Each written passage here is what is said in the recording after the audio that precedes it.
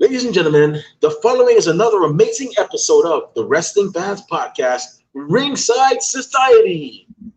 In one corner, we have the greatest thing on God's green earth. No, we're not talking about money, Mary Jane, or Popeye spinach. He is the Traquadart of Ringside Society and Delaware's greatest American hero. It takes two to make a thing go right. He is Rob Bass, and you are not. And in the second corner, we have that ocean crossing, straight up Boston, flight catching, shot glass snatching, always on the go. Catch him if you can. Said his name in Guyana. Now they love him in Japan. No cap, the worldwide star boy, Remy Blue. And our special guest tonight is the first of a kind in Ringside Society history. That's right. We've interviewed wrestlers. We've interviewed managers. We've interviewed promotion owners. We've interviewed referees. And also even entrance theme engineers. Yes, the guy that actually does the entrance music, we've actually interviewed one of those guys. But never, and I mean never, ever have we interviewed somebody who is the production manager for a promotion. If you don't know what that is, well, guess what? They're the person that's actually responsible for making sure things go smoothly for those watching in attendance and watching live at home. So with that being said, our special guest tonight is a young lady who is not only the owner of TCBTX Photography. If you're nice to her, she'll make you look good. But she is also the production manager for one of Texas's fastest rising promotions, none other than Mission Pro Wrestling. Here we go. Everybody, welcome to the show, Mission Pro Wrestling production manager, Melanie. Yay! I don't know how I can top that entrance. I was like, okay, that's it. Show's done. That was good.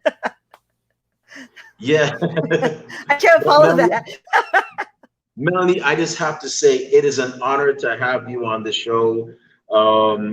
Y'all have been doing great things down there in Texas. I'm actually jealous of the residents of Texas because I know once they're near there, they can easily get to Mission Pro and see a lot of good shows as well too. I know a couple of people that actually flown down there, and they have actually just to go see Mission Pro in action. And now y'all are doing big things. Y'all are actually touring now, which a lot of independent promotions don't do. Rob, I do not have any more money to pay for her cameo. I told you to stop it. It's going to cost me money.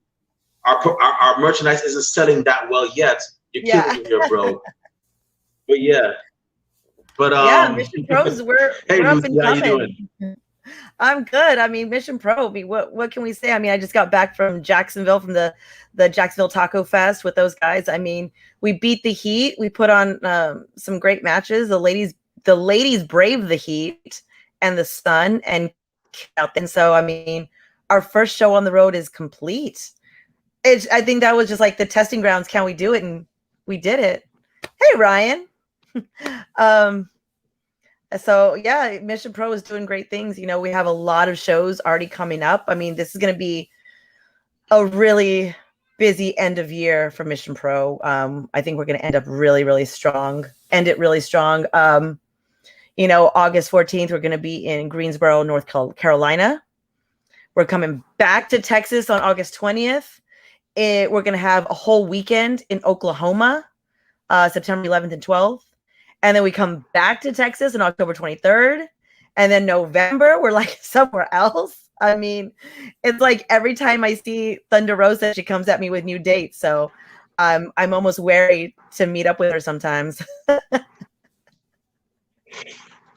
Yeah, I gotta say, y'all really put in a lot of hard work, and I'm very happy for y'all. And it always amazes me how far, even you mentioned Thunder Rosa. Thunder Rosa has came very far because I've known of her since the Cobra Moon days and Lucha Underground. Okay. And crazily enough, she follows me on my personal account. Yes, ladies listening, I do have a personal account. You cannot have it because I had a stalker last time, and I'm kind of under protection. Nah, I'm just kidding. But yeah, Yeah, I Thunder mean, Rosa, you know, I'm very happy for her. yeah, I mean, And I feel like we all have to try and keep up with her at Mission Pro. I mean, she's always busy. She's always on the go, you know. Um, by her pictures and stuff like that, you guys can tell she's here, she's there, right now she's in Dallas. So, you know, tomorrow she'll be back in San Antonio. So, I mean, she's always on the move. Oh, I'm sorry, she's not going back to San Antonio. She's going somewhere else after that. Then she'll be back driving back to San Antonio. But lots of things in store. But I feel like if I'm not as busy as her, then I feel like I'm not accomplishing what I need to do. So she keeps everybody on her toes. Along with her husband Brian, you know, Brian also keeps us on our toes. He if we're not in communication at least once a day, I feel like something's wrong. shout out to Brian Cervantes, man. Yeah. You know, yeah, so yeah, y'all definitely are putting in the work, man. It's only a matter of time till I see y'all up in New York, and you know, hopefully in California and all those places. That's really good that Yeah, y'all are actually, and y'all are on women's promotion too. we are. That's the impressive thing is it's all Yeah, women. with the exception of two, obviously Brian, he gets a pass. I mean, you're married to the boss lady, right? So you get a pass. Um, and of course, Jeremiah, he's been in Mission Pro since day one, since before they turned all women. So Jeremiah gets a pass as well. So Yeah, you know, it's those are the crazy enough. guys. I'm convinced that there's something wrong with us because we've had all those people you mentioned on our show. We've had Thunder Rosa, we've had Brian Cervantes, Yeah. we've had Jeremiah Wilkerson, Mhm. and of course, you obviously know him, Anakin Rosa as well. Which I'm Of surprised a lot of course, these other podcasts aren't talking to that young man because he has a pretty good head on his shoulders, and I see he him going does. very far. But He really does. yeah, I actually I'm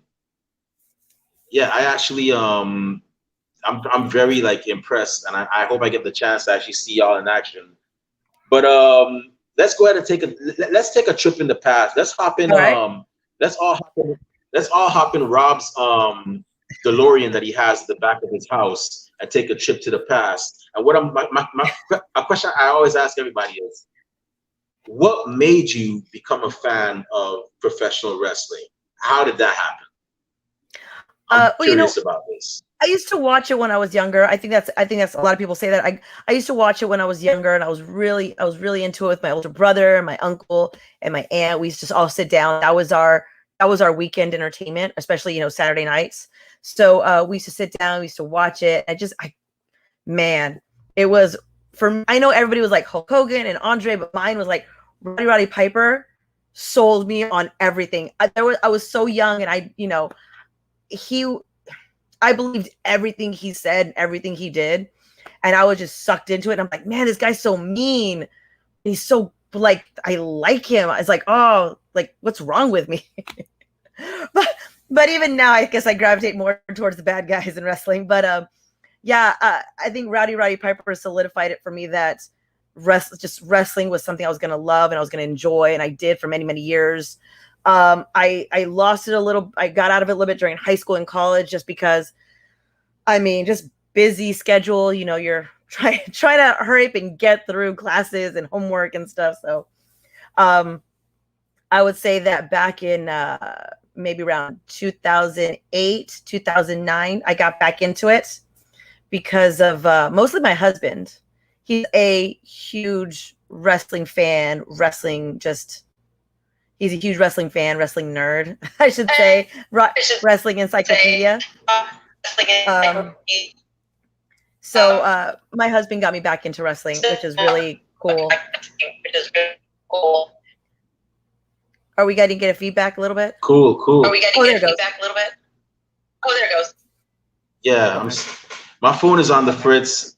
I'm this close to. Maybe I should have gone iPhone. I don't know. This phone is kind of like tripping out, and I only had it for like a couple of months. But yeah, so that's really great. So did you ever get to go to like any events like when you were younger, like any like promotions, like or so on? No, not when I was younger. I didn't actually go to my first live wrestling event, like with a big company, probably until WWE. WrestleMania 30. Of course, that's when the Taker, lost his streak, and Lesnar broke his streak. So it was me, my husband, and my older brother. And my husband, just like everything went quiet. He said a very loud curse word and then looked at me and was like, maybe you're a jinx. I said, great. My first live event and I'm a jinx. That's awesome. It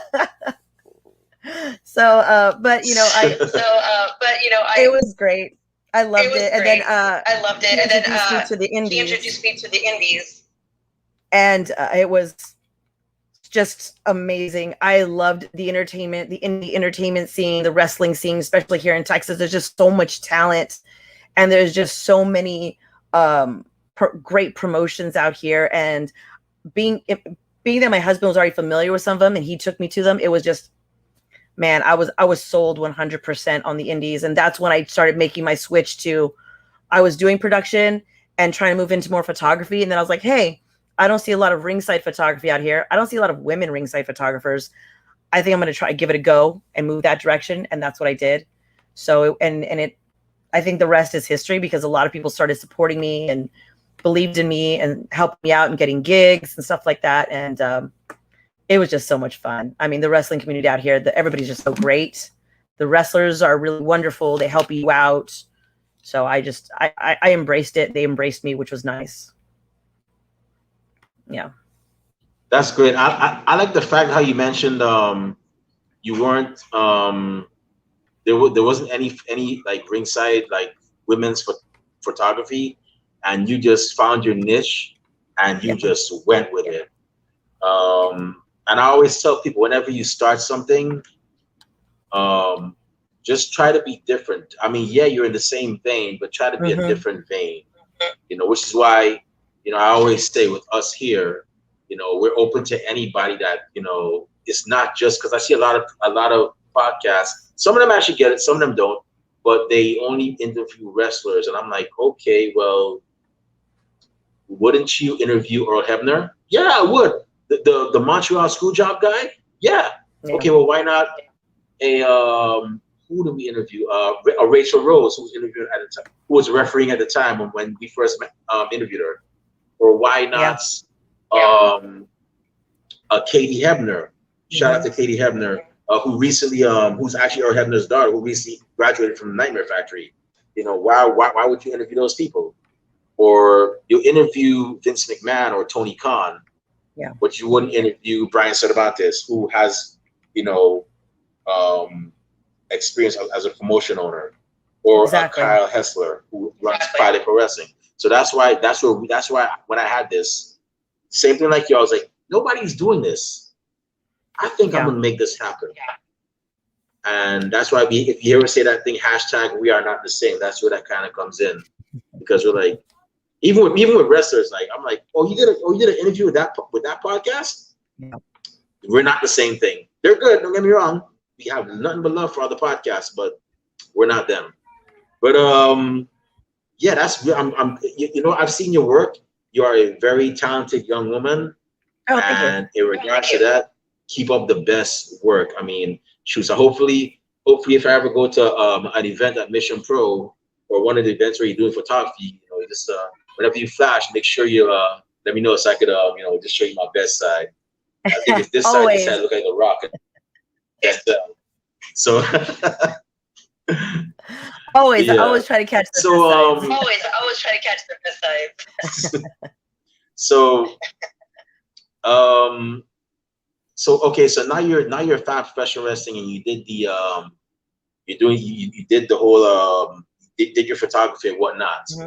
How did it go with you becoming the production manager for one of the hottest promotions in Texas, wrestling? It was literally kismet. Everything kind of fell into place, honestly. So my background before I went back into photography is production managing for like television and for film and stuff like that. So I was kind of taking a break from that because I have a number of kids. I have 3 kids. So I was taking a break from that because 12, 14-hour days and 3 kids, especially one being younger, it just doesn't work out as well. I want to spend more time with them. So I started doing something else, and I started talking to Thunder Rosa because I was the ringside photographer for Mission Pro. Like from very first show, I was the ringside photographer. We started talking, and Brian and I started talking, and I told them my background, what I used to do, and blah, blah, blah. Well, they needed extra hands for Mission Pro because obviously Mission Pro has gotten so big. And, for the first number of shows, Thunder Rosa was wrestling, and it's hard for her to, wrestle, watch the production, and get ready and all that stuff. It's a lot for anybody to handle. And of course, Brian is in charge of the ring crew. He's watching behind the scenes. He's watching to see what's going on. So they really needed an extra pair of eyes and hands to get things going. And after they learned my background, it was just kind of like, hey, do you want to be the production manager for Mission Pro? And I told him straight up, I was like, I've never worked for a wrestling company before, but if I can run it like a production, like if I can run it like a film or a TV and stuff like that, and like adjust it a little bit, I'm down. And they said, go for it. We need everything be organized. We need this. I said, I've done all that. I can do it. No problem. So here I am. Here I am a couple months later. Yeah. Awesome. That's good. I'm very glad for you. You in a way, you remind me so much of like, and I don't mean to toot my own horn or sound pompous, but in a way, you and I kind of have the same ethic. Because I mean, when I first started, but just that you actually had experience. I remember. Yeah. So I have 8 years of experience in podcasting and dealing with the booking aspect of it. And I remember I'm 38. I'm an old man. Y'all could judge me if you want. I'm 38 years old, but I was 29 at the time. And I was like, I've been a wrestling fan for 22 years. I want to be a part of it. I don't want to wait till I'm an old man on a wheelchair going, I'm going to be a fan now. I was like, I want to be part of it in some way, but I never saw myself actually like getting in the ring and training to be a wrestler or a referee or anything. So I'm like, I don't think I want my body to do that. I don't never had any really serious injuries, but I don't want to start now. And I was like, I was at a wrestling, it was a WrestleMania, pre-WrestleMania album release party for Lillian Garcia. And I was like, I saw who would eventually become my mentor, George Alonso, doing an interview. And I was like, yo, what is that? I want to be, what is that? That's impressive. And my friend was like, oh, that's the Roman show. They always do that. I'm like, dude, I want to do that. That's what I want to do. And a year later, I hit up George and I told George, hey, I can get this person. I think one was Dynamite Kid's daughter, Bronwyn Billington. Okay. And I can get you a couple other people that have been on TV. And he saw my work ethic and he was like, you know what? You're now a part of the team. And I didn't get complacent. I kept the ball going, developing more and more new ideas and so on. So you and I are kind of, you kind of remind me a bit of, myself. You actually had the experience. I was just knocking on somebody's door going, please give me a chance, please. So it's funny you mentioned age. I am actually older than you. Get out of here. I'm okay. I'm a gentleman. I'm not going to ask what age you are, but whatever you are doing. No. I am proud of my age. I am the nice, round, even number of 42.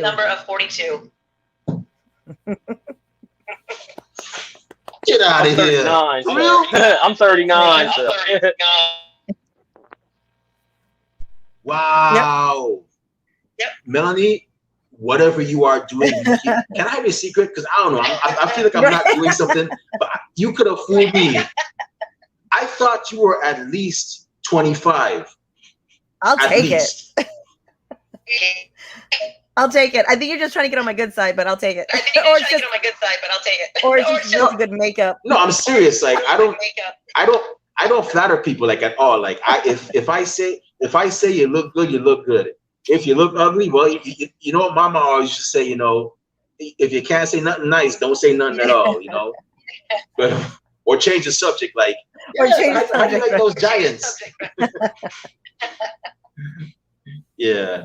But so you mentioned something about a banana. Somebody made you get a banana I or did. something. What was that story about? So I was on a reality show. And I was in charge of like wrangling all the contestants on this reality show. They were living in a house, and you know, they have craft services set up for the contestants on the show. And so it was hot. I mean, it's in California, so it's not that hot. But the fact is, we were in Calabasas, and the fires were going like a couple of like a mountain or two away from us. So it was hotter than it should have been. And they didn't want the talent to the contestants to exert themselves and get overheated. So the producer looks at me and he's like, Melanie, you got to make sure there's water nearby. I said, got it. We have a cooler right there. He goes, great. What about snacks? I said, great. Snacks are right there. He goes, no, we need to have them closer. Can't you put like bananas in a fanny pack? And I was like, you want me to carry bananas in a fanny pack? No, I'm not carrying bananas in a fanny pack. That's disgusting. No. Mm-mm. I will carry granola bars. I will put granola bars in a box. I don't care. I will carry the box. I'm not carrying a banana pack, a fanny pack full of bananas. That's where I draw the line. But it also goes along with those silly things that producers, they think sound like a great idea, but once it comes out of their mouth, I think they finally hear it and they're just like, yeah, maybe you shouldn't carry a fanny pack full of bananas. I was like, yeah, no, I'm good.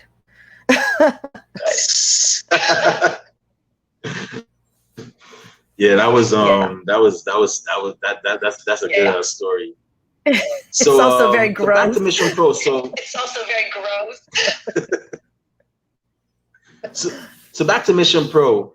What was it like when you had to be the production manager for your first Mission Pro show? Were you nervous, or were you like, you know what, I got this, saddle up, guys and gals, we're about to make something happen, you know? Or was it like a mixture of both? It was a little bit of a mixture of both, since I'd never really worked on a wrestling show before, but I'm always very observant and I'm always watching what other people are doing. So I kind of had my bearings. I made sure I asked all the questions before going into that first show to make sure everything was locked down. I will admit that I didn't, I felt a little bit intimidated telling certain people like what to do. Like, I love Holodead, I love La Rosa Negra, I love Thunder Rosa, but trying to tell them, hey, you got 5 minutes to get ready, or hurry up and get ready, or you need to be here, or you got to go do this. It's a little intimidating. I mean, they could kill me, you know. But I think the locker room at Mission Pro is all professional. They all know what they need to do. They all know what has to be done. So it was just, they made my first time just so easy. The transition was like seamless. They let me do my thing. I let them do their thing. And it was great all the way around. I mean, like I said, there's such pros, and there's such, I don't know, there's such, you know, professionals that they already know what has to be done. So all it takes is me to tell them, okay, this is what you guys need to do. And they're on it. They know to keep on schedule, where to get on, you know, be on time, blah, blah, blah. They listen. I will say that it was a little bit difficult. Like, there's certain people that want to come in the locker room, and it is an all female promotion. So I really have to keep guard with the locker room and say, no, sorry, this isn't like any other show. Nobody can just come in and out. So I have upset people by telling them, no, you can't come in the locker room. This is for wrestlers only. And so I have gotten yelled at, and I have gotten complained about. Thunder Rose has heard complaints about me, but you know, that's just in the vein of keeping people safe. You know, sometimes the locker rooms aren't as big as one would think, especially when you're there with like 20 women trying to change for a show. You know, there's makeup that needs to be put on. There's eyelashes that go on. You need room and time. There's, you know, curling iron and stuff like that. So, you know, I have to, you know, kick people out of the locker room if they don't need to be there, especially, you know, certain, especially like volunteers and stuff like that, because we got to keep it. So I have to say it was a little intimidating at first, because I went straight into like production bossy mode. So, if I hurt anybody's feelings, I'm sorry, but it's for the greater good of the wrestlers and for the promotion, Yeah.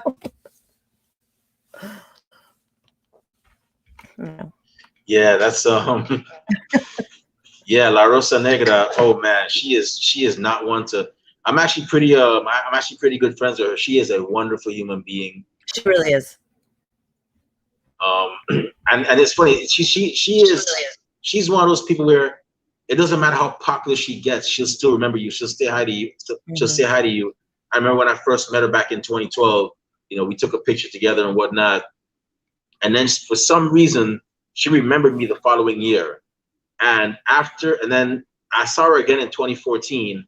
And then I left to join the Navy. And it was after I was in Japan for 3 years. And right before I was about to leave Japan to come back to, America, she was like, "Are you coming to the show?" She was on Shine all the way in Japan. And she actually hit me up to say, "Hey, are you coming to the show?" I'm like, "Yeah, I'll come to the show. I mean, if you're on it, afterwards we'll go grab some lunch and catch up on old times."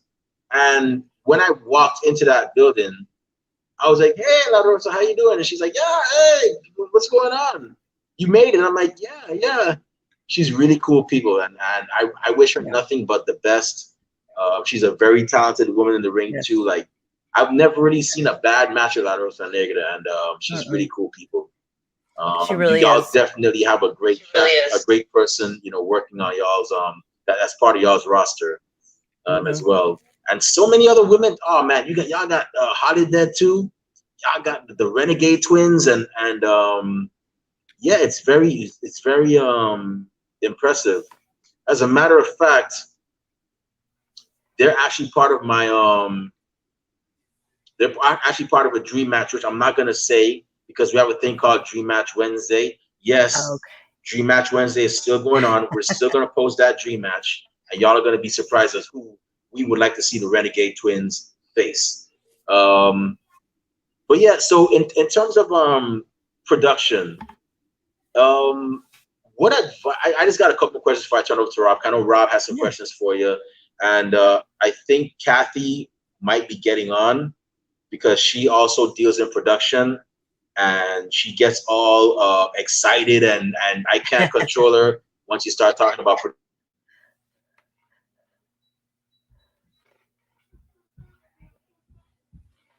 Uh-oh. Remy done got cut out. He done got cut out. My bad. I was just letting my dog out. She was causing a bunch of destruction. So I had to let her out. Yeah, I'm sorry about that. I'm sorry about that. Yeah, so once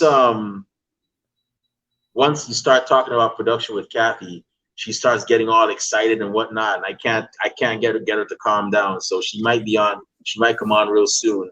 But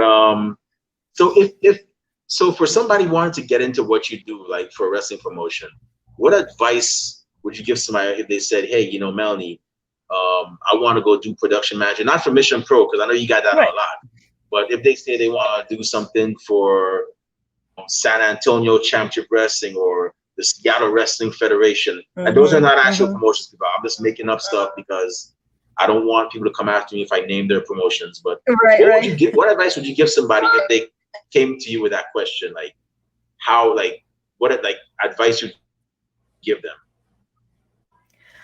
I think the big number one advice is you've got to be organized. You've got to be organized. That's like number one, because I mean, it's not show to show. You're already 5 shows ahead. We're already planning for October and November, So organization is like number one. Second is, delegation as well. You can't do everything yourself, because if you do, you're going to run yourself ragged. So we have a really good team at Mission Pro Wrestling that does the postings on social media, that does, Emily May Heller does like the interviews and the pre-shows when we're there. And she takes care of that. I never have to worry about it. I never have to do anything about it. She also takes care of the back during the show to make sure that people are running on schedule. So it's just having a really good team behind you, and it's being organized, and also delegating and not being afraid of being a little bit bossy. Because in the end, that's kind of, what it is. If you need people, you got to be able to tell people okay, we need this done, we need this done, we need this done. Because if you can't, then you end up doing everything yourself, and you're just going to wear yourself so thin, and you're going to wear yourself out. It's, what do they say? It's about the long term, not the short term. It's a marathon and not a sprint. So, you can't put everything on yourself. Like Jeremiah always helps with, like, he does graphics for me last minute if I need to, if I can't get to our graphics person. So he'll do last minute stuff for me, which is amazing. And he'll post it. So it really is a team. It really is a team effort in production. But I would say you've got to be organized is like number one, because if you're not organized, the production is not going to be organized. Because working with Thunder Rosa, she's already got her head in like 5 different places. She's talking about signings and AEW and NWA, and she's talking about a promotion she's got to be at this weekend. She's not focusing sometimes on the next show. She's got to focus on what's coming up this weekend and things that she's got to do. So it's my job to be focused on the next show and keep her informed. So I have to keep her informed. I got to keep Brian informed. So we're all together on the same page. So it's just like a lot of teamwork. And it's also, that you guys all share the same vision of the promotion. So one person's not looking at one vision and you're looking at something else, and you're looking at something else. I think that's the one thing that me, Brian, and Thunder have always been really good at, is seeing the whole vision together.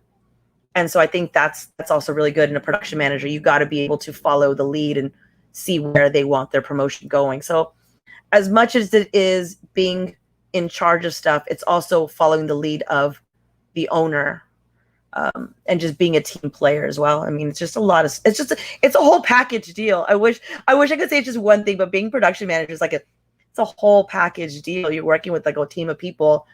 So you definitely cannot be the kid in the group project that just kind of skates by. You cannot be that kid in the group project that turns it in and just gets the good grade and let everybody else do the work. No, you gotta put in the work. Because I mean, in the end, when the product's great, like Mission Pro, the product is great, you get on podcasts like Ringside Society. You get to reap some of the rewards of it all. It's so great. So it's just awesome getting to work with some of the people that we have. So it's been a lot of fun. Like I said, production managing, it's not easy, but it's very rewarding and it's a lot of fun. So I'm just glad to have the people on that we do. And I see Emily's on. Hey, Emily. Emily, like I said, she's great in front of the camera. She takes care of all the interviews. I don't worry about that. I prefer behind the scenes. I prefer to skulk behind the camera and watch everybody. That's my thing. Always watching. Speaking of Emily, she's actually on here. Hey Emily, how you doing? thanks for watching. But yeah, like I said, y'all got that's a great team that y'all got. And I could see y'all nothing but greatness with y'all and whatnot. And like I said, if I ever find out that y'all are in my area and I'm not busy with anything, I'm definitely gonna be buying my ticket to go see a Mission Pro show. You better. Like I said, I've never been to a show, and I know y'all are already awesome. So, yeah. I mean, it's great. I mean, it's great that you can also catch us on Title Match Network. Because of the fact that for a lot of people from out of state and actually and over the world who want to watch us, they can. I mean, that's just another big plus of Mission Pro too, that it's also streamed. So, and we have a great camera team too. I mean, Allison and Jenny, they're rock stars too, because they follow everybody around the ring, even when it's Genocide versus Holodead going all the way around the venue. They're like fighting through the crowd to get those shots for everybody. So they're great. They always look at me and they're like, "What's gonna go down tonight?" And I'm like, "You guys are gonna have to wait and see, because I haven't heard yet anything." And then there's a fight around the ring. And they look at me and I'm like, "Sorry, guys." Yeah. So I just have one more question before I turn. I actually have a special guest. It's none other than the troublemaker of our crew, Kathy. She was like, Remy, I gotta get on this, and I was telling her, no, we're too far deep in and whatnot. She's like, Remy, don't test me. So here she is. But before I turn over to Kathy, because I know, you see, she always chooses violence. I don't know why. But anyways, before I actually turn it over to Kathy, in regards to you in what you're doing as a production manager, where do you see yourself in 5 years? In 5 years, I'd like to still be, traveling with Mission Pro. I think it's a great opportunity, and I think it's a great company. I believe in it, and I believe in their mission. And I, support Brian and Rosa and Jeremiah like 100% with Mission Pro. So I'd like to still be around here, kicking it with them and seeing how far we can go and how big we can get. Like I said, I got into wrestling because I thought it was fun, it was interesting, and I love the personalities. And in 5 years, I can't imagine not enjoying it even more than I do now. Especially after the first show on the road was so much fun. We all beat the heat in Jacksonville together. So I think if we can do that, we can do anything. And I'd really love to still be with Mission Pro and see how far we can rock this. More importantly, Well, I'd love to see all the upcoming, and I'd love to see all the up and coming talent. I said that's the one thing I love about Mission Pro. There's so much up and coming talent, and it gives me an excuse to watch even more indie wrestling. Oh yeah. I can tell you right now, I love women's wrestling as well. I love all wrestling, but I can tell you right now, if you already go looking, there are a plethora of female wrestlers out there that are I'm sure would love to be a part of what y'all are doing. And I wish y'all, I really and truly hope to see y'all thrive. I love to see promotions thrive because then it gives us the fans more to watch. And I hope y'all get to the point where you're going to, Delaware, where Rob is at, and he's already, and get to wrestle there. And I hope y'all get to go to my second hometown, New York, and while you're there, try the pizza. It's really awesome. Or you get to go to Chi-Town, Chicago, or even out there in LA, or even down to where Kathy is in Louisiana, and try some of those beignets that she likes, and so on. I'm a foodie, so I'm sorry, y'all don't judge me. But with that being said, I'm gonna go ahead and turn it over to Kathy. Questions for you. So Kathy, go ahead. The floor is yours, and all that good stuff. All right, thanks, Remy. Hey, Melanie, how's it going tonight? Good. How are you doing, Kathy? Pretty good. I just ate, so I'm kind of full. But Nice. I just got back from work, so that's why I'm late. But I was like, I can't miss this, fellow production person, But speaking of production, did you go to school, like college, for it? I did. I went to the University of North Texas up in Denton, Texas, which is by Dallas, and I graduated with a bachelor's in radio, television, and film. So I spent a year in Texas trying to figure out what I wanted to do, kind of worked at like the local news. And then from there, I was like, nope, I'm going to take the chance. And I moved to Houston, started working on a show there. From there, moved to LA, where I lived for about almost 10 years, working in production. Yeah. So then, and then I made the move back to Texas to work on a production, and then came back home to my hometown, San Antonio, where I've kind of just settled. Awesome. Yeah. So I went to school actually for the same thing. It's called mass communications where I went. So it's like radio, TV, that kind of thing. Yep. The only experience I have, I guess, is doing this podcast because they didn't really. I had applied to news and radio and stuff like that, but they didn't really. They didn't pick me. So, but yeah, this is fun. This is pretty much radio and TV too. So yeah, still using absolutely. it. It is. Yeah. It's a hard profession. It's very hard. Yeah. It's so competitive. I just think honestly, I got lucky. I was like in this transition where people were like moving around a lot. So there happened to be positions available. And I was like, please pick me. Look at me over here. Yeah, I didn't try till like after I graduated college. For a while, like I did some other stuff, and then I was like, pick me, but they didn't pick me, so it's okay. It's like I actually have like a minor in computers or something, so like the Photoshop aspect of it. So I'm kind of doing Yeah, that where with my current job now. So it wasn't all for that's cool. nothing. No, that's cool. Yeah. So you had mentioned Jenny, and I'm friends with her, and yeah, she's kind of doing what I wanted to do. So I guess if I'd be in Texas, I'd probably be there with her, being a camera woman. We'd be camera women together, I think. Yeah, she's like my partner in crime when I am out just doing ringside photography and not doing production managing. She's there too. So we're like, oh, my fellow production nerd, how are you? So Yeah, she's pretty awesome. I'm happy for her too that she started doing getting camera work jobs because she's awesome. yeah, she is. She'll do anything to get that shot. She's been on chairs. She's been like in a Yes. next to the cage. She's been like in the cage. It's Yeah, pretty funny. I did put her in a cage. She'll mention that every once in a while. I was like, Melanie put me in a cage. I was like, I did. You didn't. I keep telling her, I was like, I did warn the wrestlers not to touch you, but yes, I did put you in a cage with Thunder Rosa and Allison Kay. Ooh, yeah, that's pretty rough. I mean, I did offer to wrap her in some bubble wrap, but she turned me down. So that's funny.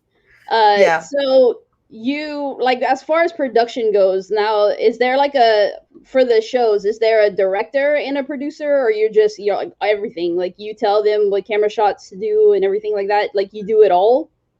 No, so we have Telly from Title Match comes out and he actually directs the show. I just kind of Thunder Rosa and I kind of watch from behind him, just checking to see like how it looks on our end. If the cameras look too dark, he'll work with us. I was like, oh, can that be fixed? Can we do that instead? And he's really accommodating, but for the most part, Telly kind of directs everything and takes care of it for us. So that's one thing off of our plates. But we are backseat drivers though. I can't help it. We are the backseat drivers of production. Just to make sure that we're getting what we think looks a little bit better as well, because we know what's coming, or we think we know what's coming, or we think I don't know, that this person's in the way, just get around him or something, But so we're always backseat production managing Telly. Yeah, but he's a trooper. He puts up with it. Yeah, Telly's awesome. Hi, Telly, if he's watching. Title Match Network's awesome. Love it. Been to a few shows where they're there, and they just actually followed me on Twitter, so that was pretty cool. That's great. Yeah, Telly's a wonderful guy. He sent the crew out there in Jacksonville so we could make sure that everything was recorded, which is great because, I mean, it would have been a damn shame not to get those matches up on Title Match, because they were really, I mean, they were quality. I think people were surprised that Mission Pro brought Mission Pro quality matches to Jacksonville. I mean, how can we not? I mean, we're Mission Pro. We have to give, the Mission Pro brand anywhere we go, no matter city or state. That's what people want, and I think that's what people expect. So, yeah. Yeah, so now that you guys are traveling, how did the show go, by the way? Your first show, like, on the road?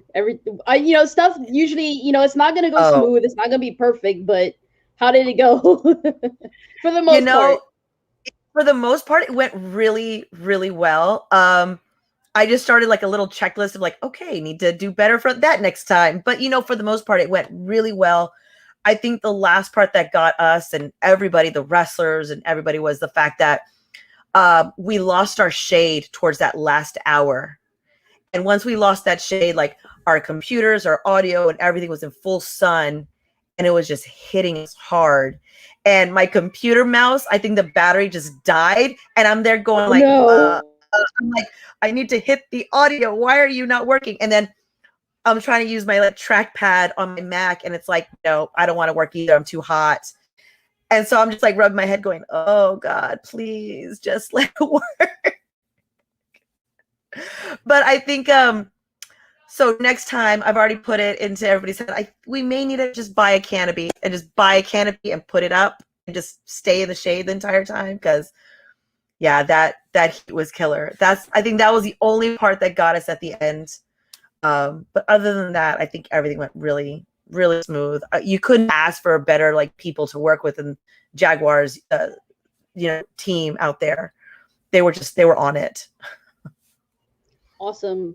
Yeah, definitely bring a canopy. I think the next show's in Conroe, right? Y'all are traveling to Conroe, Texas? We are in Conroe, Texas. And look at this. I have props because they gave me one. They gave me a giant can. We're at the Southern Star Brewery. They're like, do you want a giant can? I said, sure. I don't know what I'm going to do with it, but I'm going to take it anyway because that's what I do. I take swag. Could be a big piggy bank. Yeah, exactly. For a piggy bank or something. I said, I'll take it. Yeah, so the brewery's inside. It's not going to be outside? Right, the brewery's inside. And I mean, it's just going to be a whole day of like just a lot of fun. So, we're going to start off with a Thunder Rosa seminar. And she decided to do the seminar because we really want to try and find new and up and coming talent. And, it's so hard sometimes when people are sending in stuff because it's just like, it may get so overwhelming, but sometimes you want to see people in person and see what they can do. So Thunder Rosa is like, okay, let's do this seminar. And we're going to pick people out of this seminar to actually perform at the show and give them a chance and see what they can do. And then the people who aren't picked, they're going to be at the show still, and they're going to be able to watch the show and participate, volunteer if they want to. So they can get a feel of Mission Pro. But it really is trying to find some of the new talent that's out there that maybe gets overlooked or we missed and stuff like that. And we want to see what's out there. And then, of course, we have a signing with Abaddon, her first official signing. And we couldn't be more scared and excited. But I know I've been asked, how does she sign? And I'm like, I don't know. I don't know if she's a pen. I don't know if zombies, living dead girls use pens. It could just be like a lick of blood and just like stamp it. Yeah. Oh, that's creepy. Yeah, I used to say Insidious one scared me, but I think Abaddon one-upped her. Insidious doesn't scare me anymore. Abaddon does. Insidious scares me a little bit. If she's listening, she'd kill me, but yeah. Her Insidious, definitely her entrance is still creepy as hell. So I'm gonna give her that. Still the creepiest entrance. But yeah, so I'm interested, the signing, I've already told Emily I may be hiding somewhere. I might just have to find a hole to like crawl into during the signing. And then of course the show. I mean, what more could you ask for? I mean, Southern Star Brewery is going to come out with a special beer for Mission Pro, our first day there. Nice. They're coming out with a special joint t-shirt. So their logo is is their signature beer called the Blonde Bombshell. So it's actually a woman like in Texas garb riding like a bomb. And what they're going to do is they're going to change it up to have Thunder Rosa makeup. So it's going to be Thunder Rosa riding the bomb on the t-shirt. And of course, they're going to have like koozies that say Mission Pro on one side, Southern Star Brewery on the other. Because I mean, how can you go to a brewery and not have a koozie? So right. Yeah. I mean, we got new shirts coming out, we got shout out to Red Cheesemo for the new shirts. I mean, just so much stuff coming and it's going to happen on July 31st. So we got food trucks this time around. I mean, sounds so much like fun. A really good time. Yeah, speaking of shirts, I had to hurry up and throw this one on. So my Thunder Rosa NWA shirt. That's right. Gotta represent. That's right. I did get in trouble up until I think 2 months ago. I did not own a Thunder Rosa shirt. So yeah, shout out to Steve Leonard, one of the sponsors and fans. He got me one because he said that was unacceptable. Yeah, that's kind of bad. So, Kathy, that's why you were late to the show. Oh, jeez. But then again, you know what? Considering, I think I saw Thunder Rosa chop that one guy, Brian Mooney. Yeah, you know what? You get a pass. Yeah, I wouldn't blame you for doing that. Yeah. Yeah, I told her at it was Rise of the Vixens 2. I was like, yeah, I was supposed to go to Buddha in September. It was the show that Elena Black was on. Yep. And COVID was still kind of running rampant. So I was like, I don't know. But I was like, she said she was going to twist my arm. So I was like, well, I made it to Rise of the Vixens 2. Don't twist my arm. I know it's been so much fun. It's also, man, you don't know who's gonna pop up on a big show too for Mission Pro. It's kind of like even now, formerly Avery Taylor, I believe she's Jason. Shoot, I'm gonna forget her name. She just debuted on Tuesday NXT, but formerly Avery Taylor just debuted on NXT this past week. So, and she was at our first Mission Pro show back. Hell Hath No Fury. So you just never know through AEW, NXT, NWA, who from Mission Pro is going to pop up at different places. Yeah, when I talked to Thunder and I was like, yeah, I couldn't go. I really, I missed Elena Black, and she roasted me. She's like, yeah, look where she's at now. Yeah. It's like, yeah, she's Cora Jade in NXT. I'm gonna have to wait to go to NXT now. Yep. Cora Jade, like, of course. You should have went. I was like, I'm sorry. Yeah. If COVID wasn't there, I would have gone. And Zoe Stark is gone now, aka Lacey Ryan, who's now a champion at NXT. It's like, man. Yeah, AQA from ROW. That's right. In NXT. It's always cool. Right. Like we feel like proud parents, because Red Velvet used to be on. She was on our show like way back when we first started 2 years ago, and she's in AEW. So, and of course we've had Thunder Rosa on a few times, and yeah, so we feel like proud little parents. Like our little children are all grown up. Yeah, exactly. That's exactly how we feel at Mission Pro. Especially when Jasmine, Vert, and Maddie all debuted at AEW. Everybody was like, "Oh, they're so grown now." Yeah, we've had them on the show too, so we're like, "Yay!" We all cheer when they do something special. They go somewhere, like, "Yay! Congratulations!" Exactly. I really love it, and I love seeing their success, and I love seeing them grow. It's amazing. A lot of times I get to see. I've said this before, and I know. But, I was so fortunate to meet, well, I say fortunate, but, it's Maddie. I got to meet her when she was still training. I got to meet her when she was still training at Hybrid. And I actually photographed ringside her first show, her debut show at the Hybrid School of Wrestling. So, I should have known then what a pain in the butt she was going to be, but who could have foreseen it? Yeah, we had her on the show too, and I was like, yeah, when I first saw you came out to Spice Girls. Now you're coming out to Bossy. I was like, yeah, your true colors are coming out, but you do. Exactly. People don't know the attitude she gives me. Yeah, so the first time I saw her, it was like Ladies Night Out 8, and she teamed with Vert, and she was all nice. She came out to like the Spice Girls and stuff, and then I saw her again at I think it was Queens of the Ring, and she faced Amber Nova, and she's coming out and like try to high five the kids, and she does like this, and I was like, oh, she changed her attitude. Yeah. And she ended up saying on the podcast that was just her, like, turned up, like she's starting to show more and more of herself. So like, okay.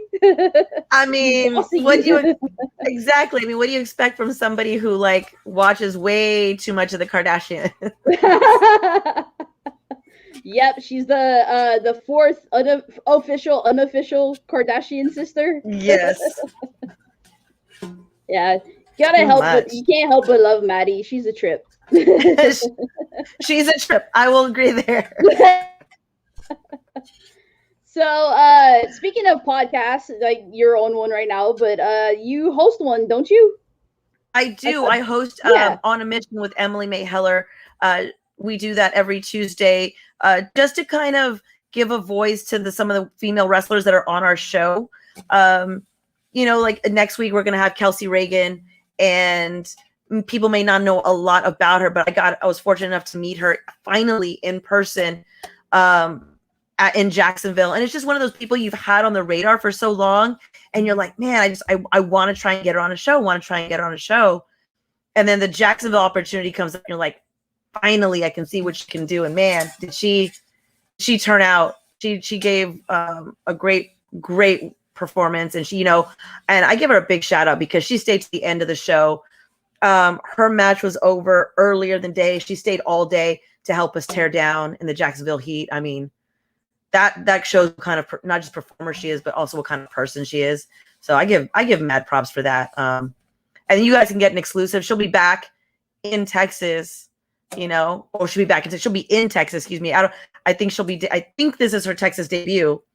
So she'll be debuting in Texas for Mission Pro Wrestling, October 23rd.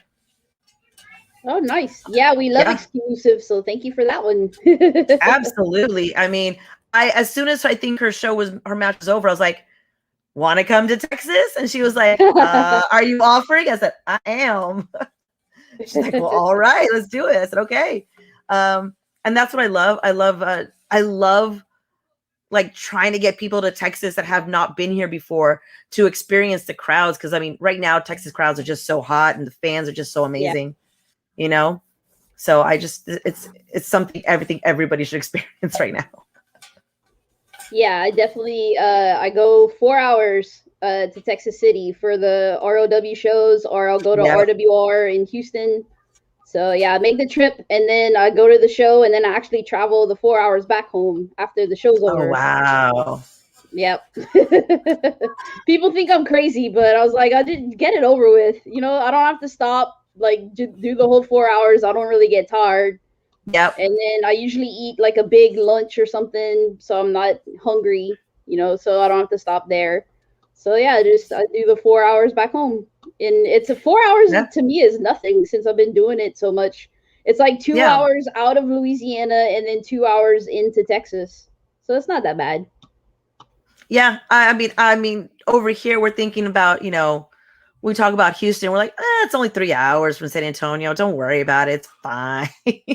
And other people look at us like we're out of our minds and crazy. So yeah, for me, so if I would have gone to Buda, that would have been like a 7 hour drive for me. So, but I've been to San Antonio before, and that was 6 hours. So yeah, that's a little bit longer than Houston. a lot longer. Yeah. But I'm really thankful for the Mission Pro fans because, you know, a lot of them do fly in. We've had people flying from New York, and we've had people flying from the West Coast, the East Coast, and come in from you know, like the southern states, like Louisiana and stuff like that, especially like Ryan Romano, who was in here earlier. He comes in from Louisiana. So we're always thankful for the fans that come in. That's another reason for us to try to do the best that we can and give you guys your money's worth, because you are coming from out of state, you know, which is always appreciated. Yeah, I think Ryan's 2 more hours like east of me.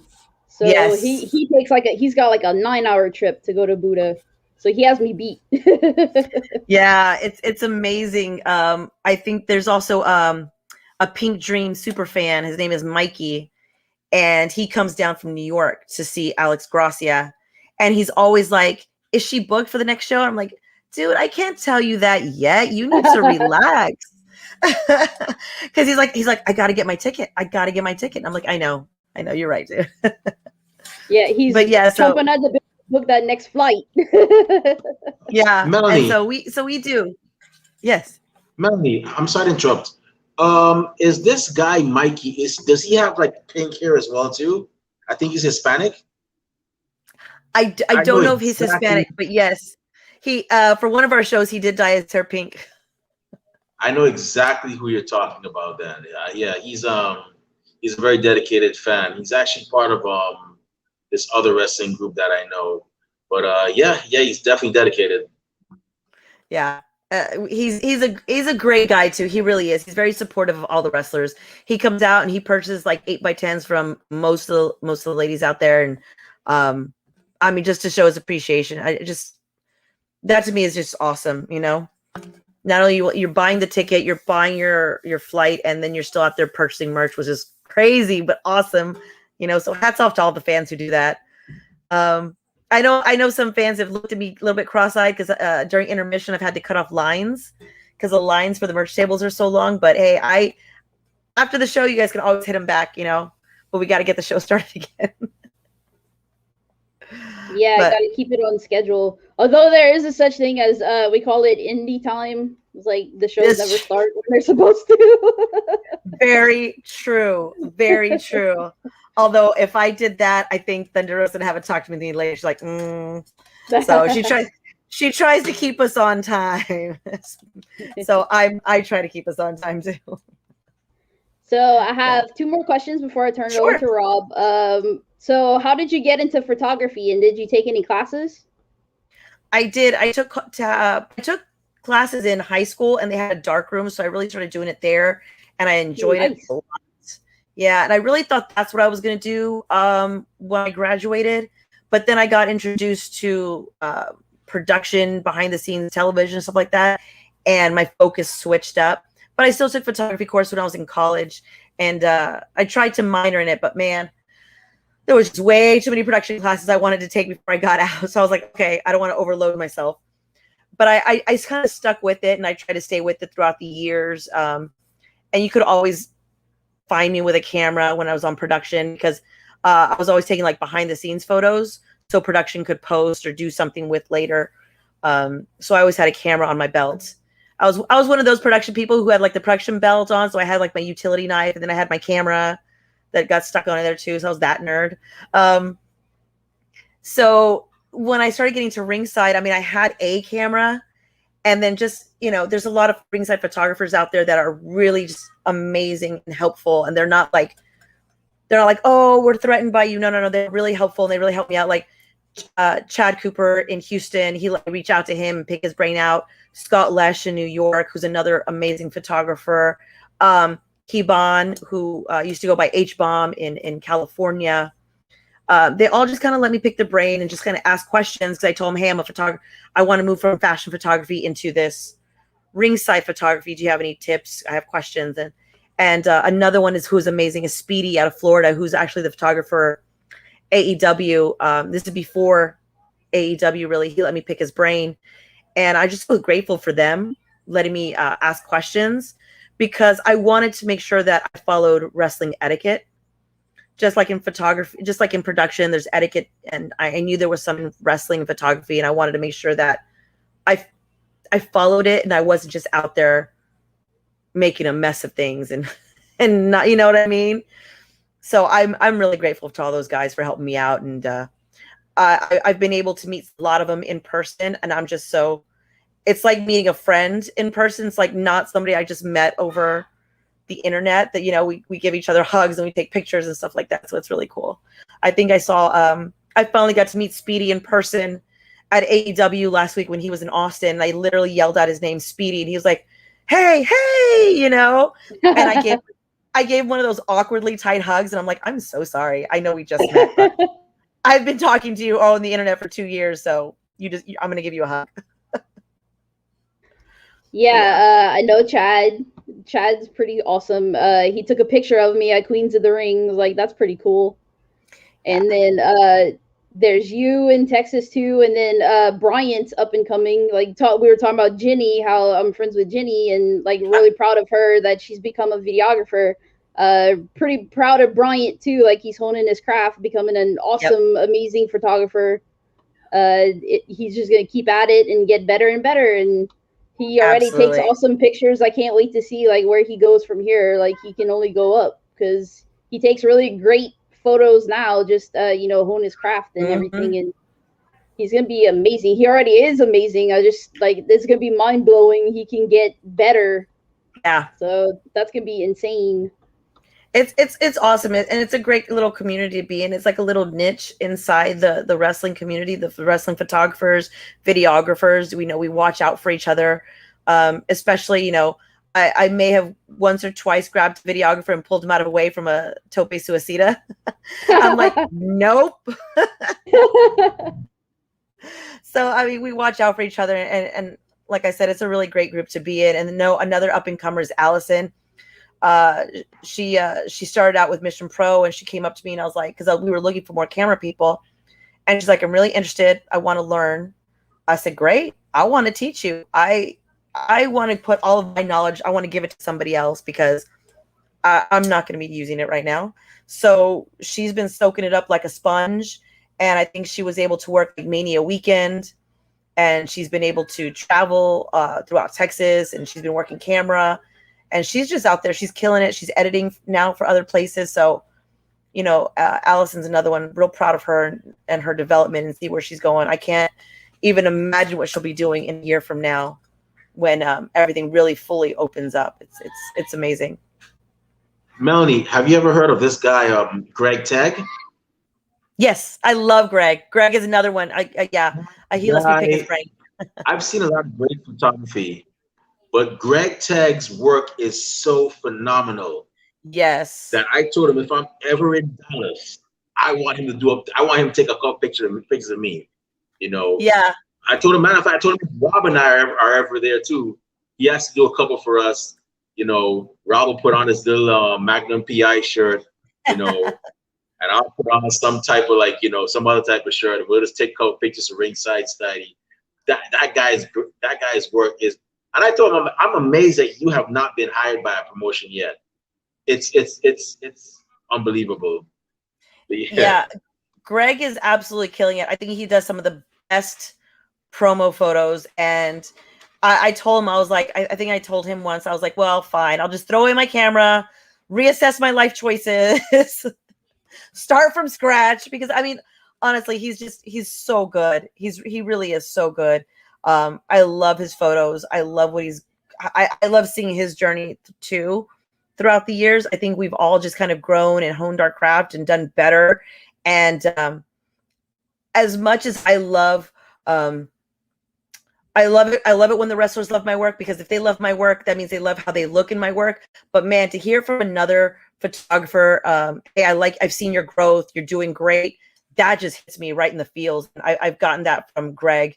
I was like, damn, thank you, man. Because I mean, what's more higher praise than your own peers? You know, you're out there trying to do your thing, and for your peers to tell you, and to people that you're like, man, your work is so good, and you're telling me you see my growth is, man, it just hits you.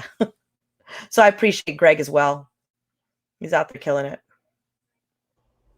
Yeah, definitely. You said, you know, you became a photographer too, along with being a producer. They're not actually that different. I mean, you have a camera, it's just a different camera, and you're taking still photos instead of video. So, and then you still have to edit the pictures too, which is just like editing video. So there's a little bit of similarities between the two. So it's not far-fetched for a videographer to become a photographer. They're kind of the same, one and the same a little bit. True. There's some differences. True. There's some differences, of course, but a lot of it's pretty similar. Yeah, no, it is. You're right. I mean, it's all, you know, and I you know, like I was telling you, Allison, it's all about, you know, you sometimes overthink things, and you're like, you want to get that artistic shot, but in the end, you need to get that action shot. It doesn't need to be so artistic. It needs to be the action. You got to look clean. It's got to be clean. It's got to be, you know, something the audience wants to see, you know, and it was a little bit of a learning curve moving from TV production to wrestling, but in the end, yes, it's similar, but there's still a little bit of a curve there, and I'm just grateful for those who helped me out and pointed me in the right direction for me to grow. Yeah, it's definitely, wrestling's fast paced. You have to catch them, you know, doing the moves and everything, and even to take pictures, it's even harder to take still pictures of them moving. Like, I've tried with my camera, so like I just like, I quit taking pictures when I go to shows. I just take video because I can't capture, you know, their hands blurry or like their face got blurry. I couldn't catch it like in that moment. Yeah. So like from now on, I made a decision at one show I went to. I was like, I am just gonna take video. It's much easier that way. Yeah. It can get frustrating. You're like, there's a number of times when I'm like, oh man, that picture looked great. I took it, I got it. And then I get home and I'm like, damn, what happened? Why didn't the picture happen? It's like, okay, just let it go. I still have 100 more photos to go through from that match. So let that one go. Yeah, there are times I go back. I like to record their entrances. And sometimes I forgot to press record and I'm like, man, I missed their entrance. Because I thought I hit record, but I didn't. Like, when I get back home, I'm like, where's so-and-so's entrance? Yeah. Oh, man. Yeah. So the last question I have, you have TCBTX on there. I know the Texas is the last part, but what does TCB mean? So TCB, it comes from, I'm a big Elvis fan, and Elvis used to wear TCB with a lightning bolt, and it was taking care of business. Nice. And I always felt like that was kind of like my thing. I need to take care of business. I always need to get it done. So it was taking care of business in Texas. That's been my handle for as long as I can remember. Before, when I was in LA, of course, it was TCB in LA, but being in Texas, everything switched over. But yeah, that's what it is. It's just taking care of business in Texas, because that's what I want to do. I just want to get the job done, do what I got to do. And it's always been kind of like my mindset of how to approach things. Don't get me wrong. I've also been known to procrastinate, but that doesn't make for a very good motto. Yeah, they have what's that saying? Procrastinators unite tomorrow. Yeah, exactly. Yeah, that's what I thought TCBTX was, but I just wanted to make sure. That's what it is. Yeah, that's kind of like Brian Cage has GMSI, get my shit in. Yep. Kind of like that kind of same mind thing, same thought process. Exactly. Well, before I turn it over to Rob, just want to say thank you for coming on the show. And if you ever need a production person, if I'm in Texas or in Louisiana, you need somebody extra, you know where to find me. Oh, I'm gonna hit you up. Don't you ask. I'm always looking for help. Yes, please take her. I already got Rob. I got Rob to do a refereeing gig.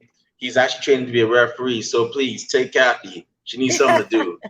Remy's trying to get rid of me. I know. It's okay. I'll take her. See? I can always need production people. I'll go where I'm appreciated. All right, Rob, take it away.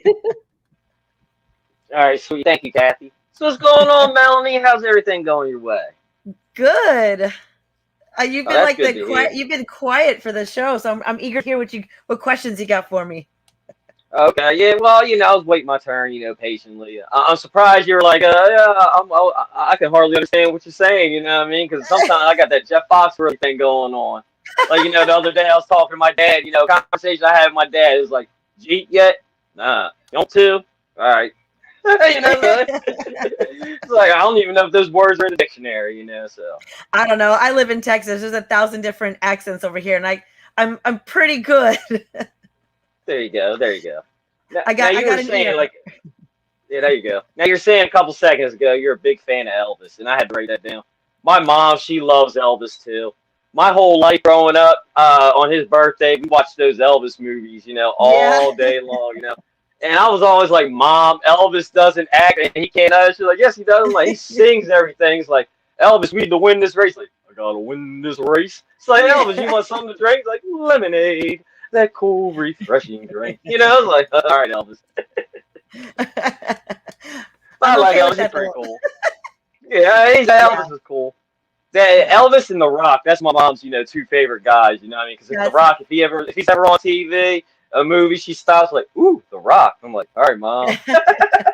There you go. Now, speaking of Elvis, you ever had a fried banana sandwich, fried peanut butter and banana sandwich? Of course. I had to. Yeah. I think I had one when I was younger, and then I've gone to Memphis a couple of times, and I got to eat before it closed down. So I think it's closed now. At the Elvis Cafe. So I got to eat there too, and I had to have one there. Did you go to Graceland? You actually went there? I've gone to Graceland twice. Yeah. Ooh, yeah. Okay. That's somewhere I want to go. I want to check it out. But I also want to see Johnny Cash's house. I heard it's right down the road too. You know what I mean? It is. Johnny Cash. I like him. He's pretty cool. I like the stories about him. Yeah. Oh, I mean, just all those guys. They lived in such decadence for the time. And you're just like, why did you need 7 TVs in your room again, Elvis? I mean, did you really have to watch every single sport that was on TV? Probably not, but you had the money for it, right? Yeah, might as well, Hey, might as well. I probably would too. Like what MC Hammer used to get, gold faucets and stuff, you know what I mean? Yeah. Why do you need that? Might as well, you got the money. Yeah, exactly. That's right. Now, you're also saying earlier you used to work on reality shows and stuff and all like that. And you're on a reality I show now. did. I do have to say, I was on a reality show too a little while ago. You know what I mean? It was called Cops. You know what I mean? Oh, Since then I kind of got my life together and all, but not that night. That night I was trying to steal a cop car. You know what I mean? So I'm just teasing. I wasn't on that. I just watched My Name Is. I seen that on My Name Is Earl, and that's like one of my favorite episodes when they're on the cops and everybody gathers around to watch them. You know what I mean? It's like, right. Yeah, it's funny. Yeah. That's actually one of the things that Maddie and I first talked about, is because I actually worked on Keeping Up with the Kardashians. Oh, okay. So Maddie was like, "Oh, tell me more," and I was like, "No, I think you're too addicted. I don't want to feed into that addiction. Oh man, I'm not going to feed into that." Yeah, see, we were talking about that too. I just remember when Caitlyn Jenner was on there. At the time she was Bruce, but I remember her being on there, and they were always bagging on her. You need to go do this, do this. I'm like, man, she won like a gold medal for our country. She was on chips, for crying out loud. You know what I mean? She was on there riding with Poncherella. Come on, man, how you gonna mess with Caitlyn like that? It was pretty cool being on there. She did bring out the gold medal and had everybody take pictures with it. I didn't get a picture with it, but I did get to hold it, and I didn't realize how heavy the medals actually were. Woo. Yeah, that's pretty cool. Yeah, that was pretty cool. That's awesome. It'll be the closest I ever get to a gold medal. Hey, I probably didn't say anything. Just Yeah, I think we were all of us production nerds just trying to walking around with a gold medal, and we'll never get one, we'll never hold one again. So we're all taking pictures and videos with it, which looking back, we're like, man, people would have thought we were such weirdos. I would have been like Kurt Angle, be like, I got this for the 3 eyes, and I want it with a broken friggin' neck. Oh yeah, that's great. Now, you were saying earlier, Roddy Piper was the man that got you into wrestling. You loved everything. He was wild. I gotta admit, I liked him back in the day too. Now, did you like his movies and TV shows too? I think that They Live was a classic, and I could watch it every time it came on. It was always on USA. I think that's because that's the channel that wrestling came on at the time. So I think it was always on USA, and I always had to stop to watch it. I love that movie so much. He was in other movies, and they're just so bad. Yes, they're bad in a good way, but also just bad. But yeah, I watched them all. Like Hell Goes to Frogtown. I was like, oh God, Roddy Piper. What were we thinking? But Oh no, go that ahead. movie was just I just felt like even I at the time was like, maybe I am too young to be watching this movie. This is not appropriate for me. Even I felt like it was inappropriate. But no, I loved everything about him. I thought he was great. I think he was a great character. For me, that was so lost in the illusion of wrestling. I believed in him 100% that he was such a bad guy, and I was like, oh my God, he's so mean. Why is he like that? Oh my God. Oh, he's hurting that guy's feelings. Oh, I just believed him 100%. Like when he would do the interviews, when he would cut his promos, when he was on the talk shows, and then he had that little high pitched laugh. I believed everything he did 100%. And then when I found out later, what it was, what will go on, I was like, nah, I believe him. I still believe him. He just sucked you in. That's right. I don't know. He was just that character. I liked Andre and I liked Hulk, but Roddy Piper, just the way he spoke, just sucked me in 100%. I was sold. That's right. Yeah. See, I like Roddy Piper. I like his movies and all too. I can't remember all those B ones, but I remember a couple of them being on late at night when I was a kid on Cinemax or HBO. You know what I mean? I was like, I didn't want to see Roddy Piper like this. You know what I mean? I thought he was gonna beat somebody up. All right. But I did like when he was on Always Sunny in Philadelphia, right before he passed, where he played the Maniac. Oh, he was just classic on there. Just great. Especially that wrestling episode they had. He really was. I really enjoyed him, and I even on what they did the Family Swap, whatever reality show he was on. Oh yeah, you could just see his character, and I loved it so much. I just think he was just himself, and he didn't know how to be anyone else except either himself, or he turned it on for the wrestling, for WWE or WWF at the time. And I loved it, especially when he came back and he started doing Piper's Pit again. I was like, okay, WWE, I will watch you. I will watch Piper's Pit. I mean, There you go. just to see him out there with the jacket and everything, it was great. I loved it. Now, are you are you still keeping up with wrestling now? Have you watched like Dark Side of the Ring, those the A&E biographies and stuff? What do you think about those? So yeah, I do try to keep up with as much wrestling as I can. So I have watched the Dark Side of the Ring, which is interesting because I knew some stories, but a lot of those stories I didn't know. And like my husband was like, for your husband to explain it to you is one thing, but to actually watch those and see people's accounts and stuff like that is totally different. And a lot of those shows, man, they're just heartbreaking. I mean, they're interesting, they're heartbreaking, and it really is the dark side of the ring, of what happens when the cameras are turned off and the crowds go home and stuff like that. And I think that I see wrestling now and I see like a lot of it has changed, thank goodness. Instead of going out and partying and drinking, it's everybody's like, okay, got to go home to meal prep. got my shake in the back. And so it's changed a little bit. And I'm very grateful for that because there's so many good people in wrestling right now. And I'm like, guys, did you know? And they're like, yeah, Melanie, that's an old story. And I'm like, I know, but I just saw it. But yeah, I watch as much as I can. And I really enjoy hearing those stories because the fact that it's like something you didn't know. Like I knew about Bruiser Brody. I knew about Gino Hernandez. I knew about those stories. I just didn't, but you only hear like I only heard like little pieces of it. So to actually see it in its entirety and hear it from the people who were there is really, it's really amazing. Just the stories and just how brave some people are just to tell it as well. Cause I mean, it's hard to try to get it on TV. It really is, yeah, I enjoy as much wrestling as I can, even the sad stuff.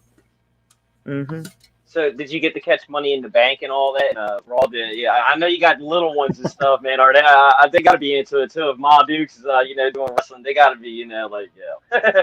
They are very much into it.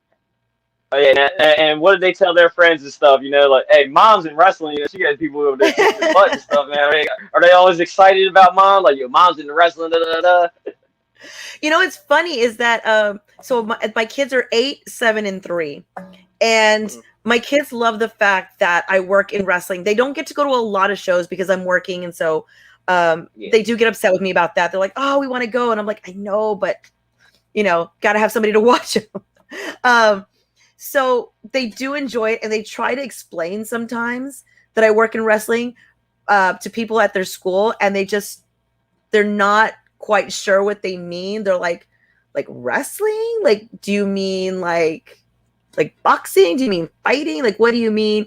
So I've had to explain it a couple of times to teachers, which I don't know if they look at me cross-eyed or not, but they do. So my kids just tell them I'm a photographer and they say, leave it at that, or I work in production and they leave it at that. I have gone in for like a career day, and the kids think it's amazing because they had me talk to like 6th, 7th, and 8th graders, and they just thought it was the coolest thing because I bust out with, oh yeah, I worked on the Kardashians. Oh yeah, I work in wrestling. And they're like, what is going on? Whose parents are you? And so, yeah, the kids, once they get it and they think it's pretty cool. Of course, you always have that one kid's like, wrestling is fake. And I'm like, so are horror movies, and we love them too, And I was like, the broken bones aren't fake, guys. The concussions aren't fake. Like, that's just pure athleticism. And that's, I was like, and it's not, and I try to tell them it's not fake, it's scripted. There's a difference. I said the moves, the dives, the Hanakaranas and the 350s and the splashes and all that stuff. I said, that's all real. They're really doing those moves. You can't ever discount the athleticism these people have, male or female, the athleticism is through the roof right now, so I do try to do that. I do try to correct the kids if they do say something like that. I'm like, that's just, you know, for educating. That's part of my job. Also educate. Yeah, that's right. I remember when my niece, when she was real little, she asked me that. I was watching wrestling. She was like, I heard it was fake and stuff. And I was like, hold on. ECW. I was like, watch this. She was like, that ain't fake. Why do people say that? I was like, yeah, you got to ask them. You know what I mean? They just mad they can't do what they do. She was like, wow, you got any more of this? And I'm like, here's some guy named the Boogeyman. You know what I mean? You might like him. And she was like, yo, he is awesome. I love the Boogeyman. You know, stuff like that. He still creeps me out to this day. I'm not gonna lie. He's over here in Texas, and he still creeps me out. Oh man, yeah, he would too. I'd be afraid, you know, get some worm spit on me too, man. You know? That's I pass on that. But you know, my kids do. They enjoy it. They love it. It took my youngest one a while to figure out who Thunder Rosa was without her face paint on. He just kind of stared her down. And after a while, you know, we went to a meeting. He went with me, and we get back in the car, and I buckle him up, and he's like, "Who's that?" And I was like, "Thunder Rosa." And he's like, "But where's her makeup?" And I'm, "Well, she's not wearing her makeup." And he's like, "She needs to put her makeup back on." I was like, "Oh, yes, sir. I will tell her right now. She's got to put her makeup back on." That's right. You can put that makeup on. Yeah, it's so much fun though, like because they've seen Thunder Rosa in person. As I go to, you know, I've taken them to the dog pound before to see to look at the training, because my kids, they are so fascinated by it. So I've taken them to the dog pound to see them. They've met Thunder Rosa, although it took them all, I want to say, at least meeting her 2 or 3 times to realize it's the same Thunder Rosa that was on TV. Because we do watch Dark, we watch Elevation, we watch Dynamite, and it took them a while to figure it out that it was the same Thunder Rosa. They're like, wait a second, isn't that? And I was like, yes. And they're like, we get who it is now. That's right. It did take them a while, but now they're like, it's so cool. That's Thunder Rosa. And I was like, yeah, it's Thunder Rosa. That's right. Oh yeah, that is pretty awesome. I know I'd be all happy and stuff. My mom or whatever, you know, dad, you know, they were in wrestling or something. I'd just be like, yeah, I would never stop talking about that. Like, yep, they're doing this day. They're doing this day. You know, they know the Rock, Stone Cold, you know, whoever, you know, DX, all that. You know.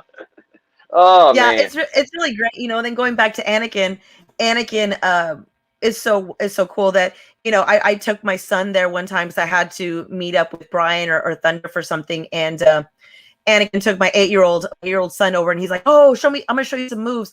And he was like teaching him some wrestling bumps and stuff like that. And so I was really appreciative to Anakin. And he's like, "Oh, you can bring him by anytime, Melanie. Well, you know, I'll teach him." And I was like, my kid was over the moon, because that's what he's been wanting. He's waiting for him to hit the age where he can actually do something in the ring. So yeah, that's pretty awesome. Oh man. Yeah. Anakin Rosa, I want to see him in person too, but like him, and he's like his mom, you know, when they're on here, they're like, yeah, come on to the show, you know, catch a chop or two from us. I'm like, yeah, I'm good, you know what I mean? I'm a skinny dude, man. You're gonna chest me, you know, hit my chest, and I'm gonna collapse. My lungs will collapse. You know, I have asthma now. I'm like, geez, no, I ain't trying to do all that. Anakin's a character, a kid. He's got a bright future ahead as well. I really love him. Great guy. He's a cool dude. Yeah, he's a good kid. Yeah, he's pretty cool when we had him on here. He even did the face paint too. Kind of came on there. You know, I was like, all right. I wasn't sure if he was going to do it, but yeah, he did it, and I was like, all right, good job. Yeah, I love him. About how oh no, go ahead. No, I was saying I love him. He really is a good guy. Like I said, he's great with my kids. He's always willing to help. He's like, no, bring him along, dude. You know, how come you don't bring him? And I'm like, dude, I'm working. It's hard for me to take my kids to work. And he's like, I'll watch, you know, bring one, I'll watch him for you. And I was like, I really appreciate that. So I appreciate him a lot. And he's always out there working. I mean, he doesn't have to. I mean, he's 16 and he's out there busting his butt trying to get the ring up and trying to do tickets and putting out chairs. So not a lot of 16-year-olds will be out there putting time and effort into his parents' dream, you know? So I appreciate him. That's right. Yeah, and it's cool somebody, to watch your kids and stuff, because, you can't just bring your kids somewhere and just let them be free-range children, you know what I mean? It's like, Exactly. it just can't be just let them to their own devices, you know what I mean?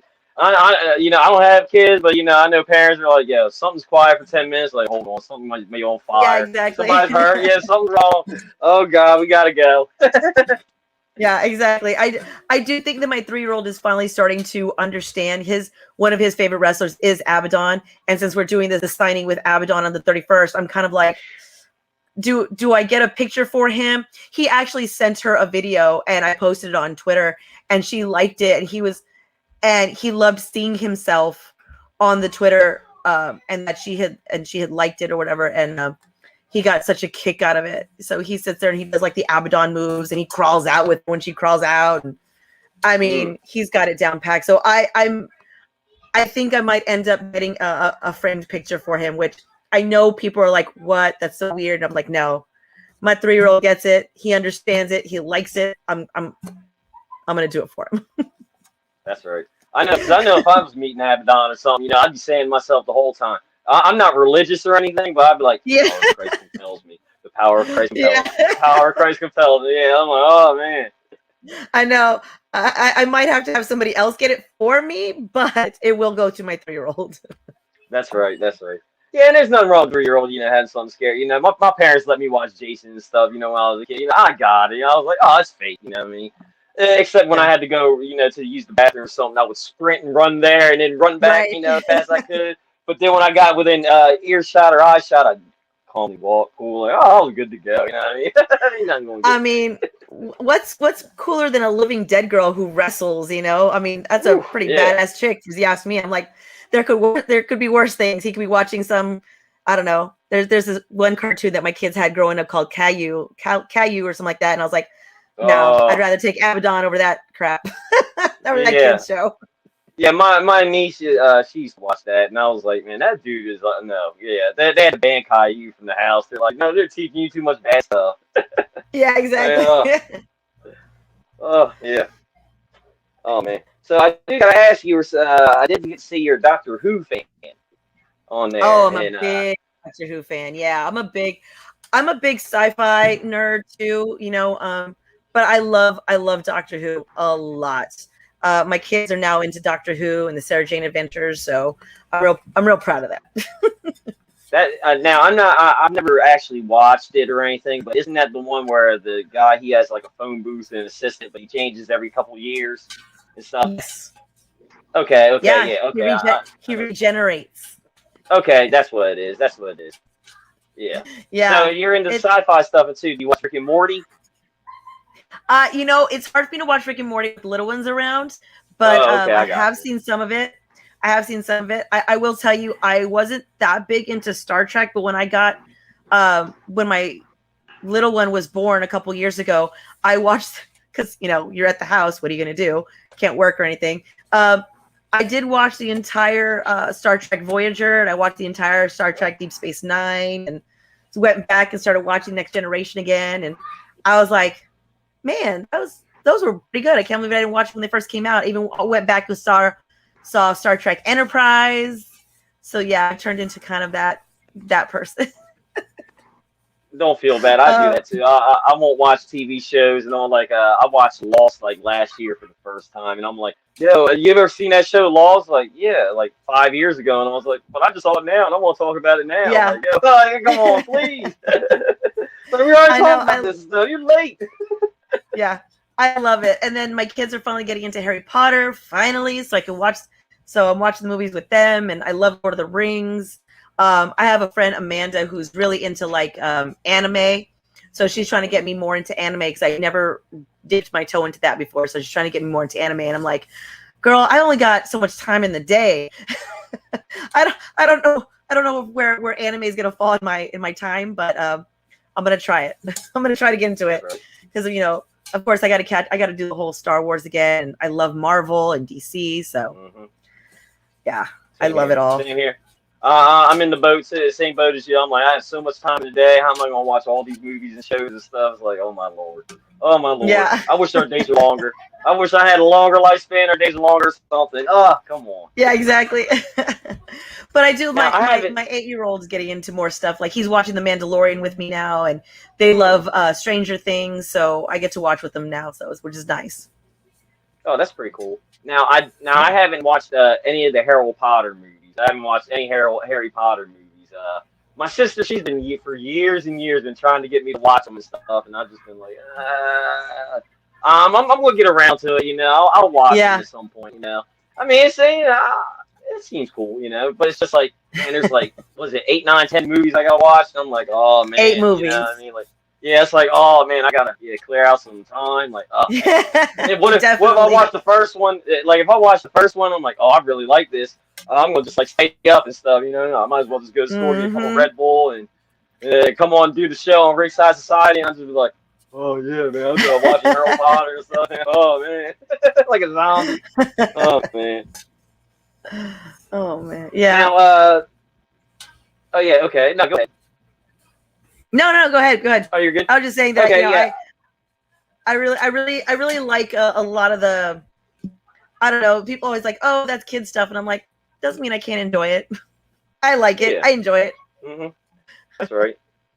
Ain't nothing wrong with that. You know, to this day, you know, I could Beavis and Butthead corrupt my mind if somebody says something like extend or that thing's hard. I'll just like, in my head, that 50% of the time. Sometimes I'm not. Sometimes I'm like, you said extend. You know, it's like juvenile. Oh man, where'd Remy go? He done left. Oh, I was getting ready to pass it on over to him and stuff, but that's all good. Now, you say you were at a taco fest. It was last week, whatever, Jacksonville. Now, yeah, for 1CW, I help work with them and stuff, and we're supposed to do a taco fest like next week or the week after or something. So what am I in store for? Is it just like good food and wrestling, just like a great time on the whole day? So, I mean, it was amazing. So they had it all planned out. They had so many food trucks available. It was really cool. You could get everything from like different kinds of tacos. I think I caught some people with like fresh. I think Emily actually did. She got actually a fresh pineapple with fruit and stuff and ice cream in it, and it was really nice. And then there were like pizza fries. I think somebody got pizza fries. I mean, they had a lot to offer from the different stuff around there. And then of course we did the wrestling, and that's who we'll be with them again in Greensboro. That's who we'll be traveling around with again. So we'll be with them in Greensville. We went one time in Oklahoma. So hopefully they'll bring us back out more so we can travel around a lot more. Because they seem to enjoy it. The Taco Fest enjoyed it. But yeah, it was just a lot of fun. I mean, a lot of live music. And of course, the live music would go down when we wrestled. So there wasn't any competition there at all, which was really nice. And we really appreciated that, you know. So it was a lot of fun. You just had to make sure you had an umbrella to beat that heat, man. Because, I mean, that heat was killer. I did get offered some, shout out to, I think it was like Ghost, I think, vodka or Ghost tequila, I think it was. They were making margaritas with this ghost pepper tequila. And I was like, it is too damn hot to be taking shots out here, guys. I love y'all and I appreciate it. If you ever come back my way, I will take one with you, but I had to pass. As much as I wanted to, I was like, I was sticking to my Powerade and water. I was very boring. Powerade and water. Hey, don't feel bad. You know what I mean? I don't drink. I don't smoke cigarettes. I don't do any of that stuff. The last time I had to drink, I got drunk was probably like 10, 11, 12 years ago or something. I don't know. It's like, yeah. People say like, your mom must be proud of you. Or like, I was on cops. I was just trying to make sure that I didn't end up underneath the ring, passed out somewhere. I was like, it was too damn hot. Yeah, because when I was younger, I drank tequila, and it was just like you say, 1 tequila, 2 tequila, 3 tequila, 4. That was me. Yep. Yeah, exactly. Yep. I would get this drink. What was it called? It was what was it? Long Island iced tea, and I'd order it, and I would be like, you gotta leave the tequila out of it, because I would drink that, and I'd be like, I gotta go outside. Like, yeah. And then, like, ooh, I don't know what it is with tequila. It's just, yeah. Ooh. Even if I smell it to this day, I'm like, get away. I might have to, Yeah, exactly. I was just like, So I paced myself. That's right. That's right. Now, before I pass on back to Remy, you know, for being, you know, working with, you know, Mission Pro and all that, do you have any funny backstage or road stories? I mean, you can change the name to take instant if you need to. I do. There's actually one or two. I'll probably tell you about one that happened this weekend, and I don't know if I'll get in trouble for it or not, but I'll let you guys in on it.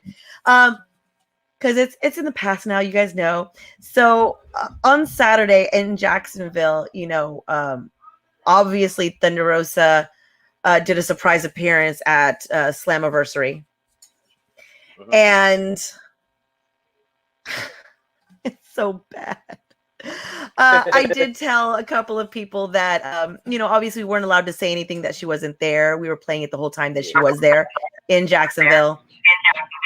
So I told a couple people that that were asking for her.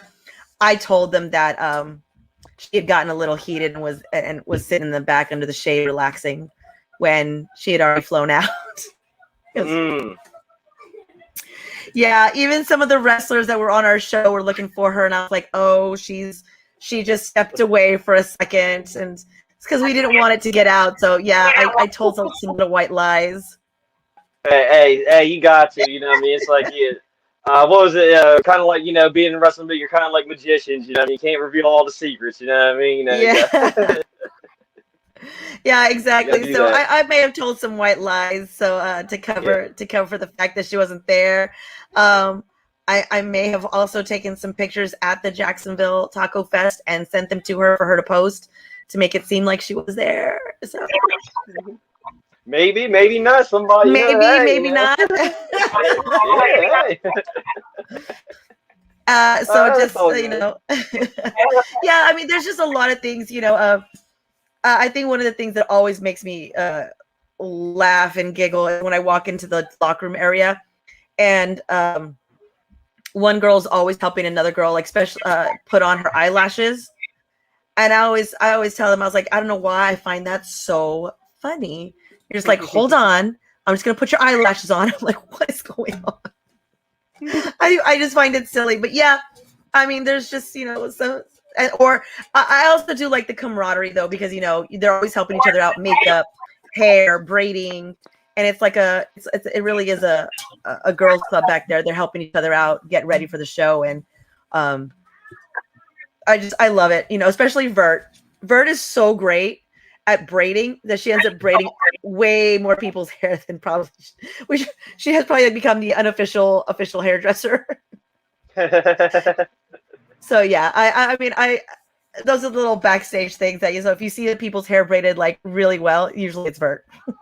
That's right. Yeah. So next time I watch Mission Pro, I see somebody's hair braided really well. I'm like, oh, that was Vert. Vert did that. Yeah. Except for the Renegade Twins, you know, they're really good at braiding hair. I was like, holy crap, they do each other's hair, but I feel like that's cheating. You brought someone to help you. Yeah, they were braiding each other's hair since they were like, since the day they were like, an egg and all inside their mom. Yeah, exactly. I mean, they're doing that. They're just sitting there. Do it in school too. Exactly. Oh man. That's right. So yeah, I do want to say before I pass it on back to Remy, I want to say, thank you for taking time out of your day to come on and chat with us. I definitely had a great time. It was a blast chatting with you. Yeah, I hope one day, sometime, I get to see a Mission Pro event. If y'all ever travel around here, if I ever travel to Texas, I'm definitely coming out. But I got to stay away from the roses because I don't want any chops. You know what I mean? I'll say hi from a distance. I'll just say hi to them from a distance. Like, hey, it's Rob Bates. Like, hey, come here. Like, oh, I got to go. Yeah. When those hands start swinging, step back. Yep, that's right. Yeah. Oh man, yeah. But yeah, I just want to say I hope you have a great day, and I wish nothing but the positive things for you and your family and all that good stuff. And I wish you nothing but the best. Thank you so much. Same to you.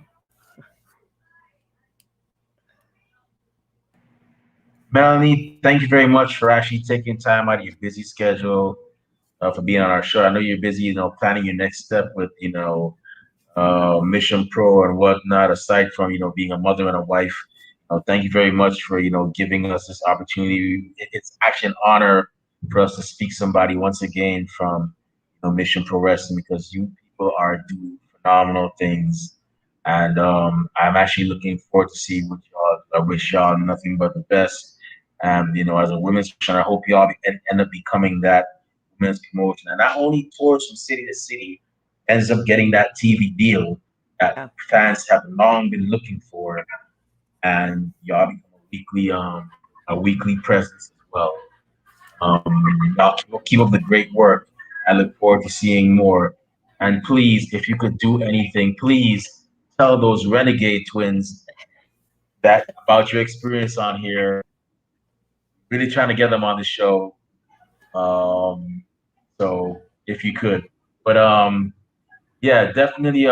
Thank you very much for actually making an appearance here. And like I said, if you ever want to take Kathy, go ahead. I mean, it's better you guys have her than she stay here and give us trouble. And she actually encourages Rob to get into it. So by all means, go ahead. Feel free to take her. But before we shut down the show, where can fans find you if they want to find out when the next Mission Pro Wrestling show is? And where can they find you if they want to, purchase Mission Pro merch as well? Absolutely. You can find Mission Pro at missionprowrestling.net. You can buy your tickets there. You can also buy merch through there. You can also find Mission Pro on Twitter, Instagram, and Facebook. I believe on Twitter it's at Mission Pro Res, and on Instagram and Facebook it's Mission Pro Wrestling.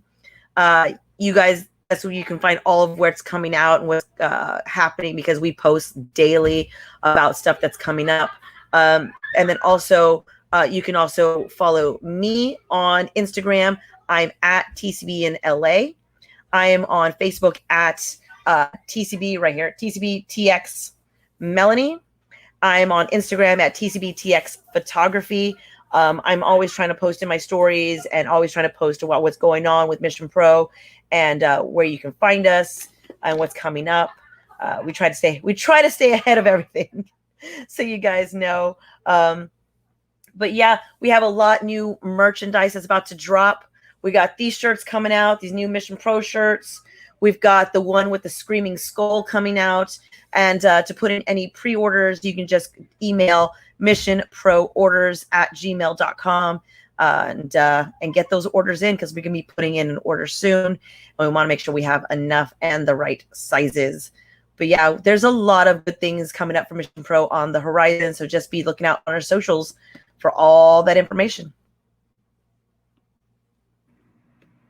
Awesome. So y'all know what I'm about to say right now. For those of y'all that have been following us for the last 2 years, support indie wrestling, support Mission Pro Wrestling. If you don't, I'm gonna let Rob come and eat your breakfast, lunch, and dinner. I'm serious. He'll do it. You'll find a skipper in your pot every meal. So definitely go ahead and support indie wrestling. 95% or 96% of your AEW. Yep, he is. But definitely on the real though, 96% of your AEW and WWE superstars come from the indies. So why not go ahead and see where they started from and just watch them make their grand journey, from there onto bigger things as well, or just becoming a whole name in general in professional wrestling. But with that being said, it's time for us to go ahead and shut down the show. It's about time for a little late night snack and a nap. But before I do that, Rob, where can fans find you on social media if they want to talk wrestling,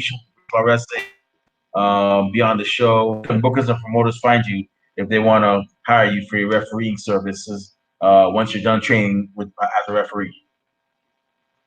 Yeah, you can find me on Twitter, Instagram, and Twitch at Rob_Base82, and then Facebook and YouTube Rob Base.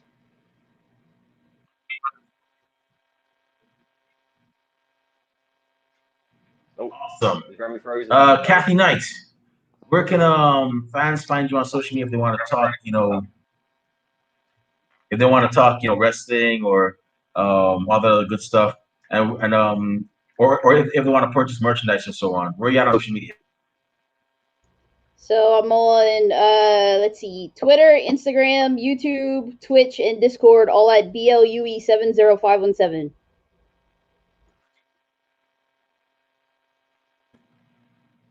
Awesome. And if you want to find me on social media, not that I have anything cool these days, but who knows? Maybe you'll get lucky and actually see me say something. You can find me on Twitter at the Remy Blue. You can also find me on Facebook under Remy Blue. It's a picture of me at Maria.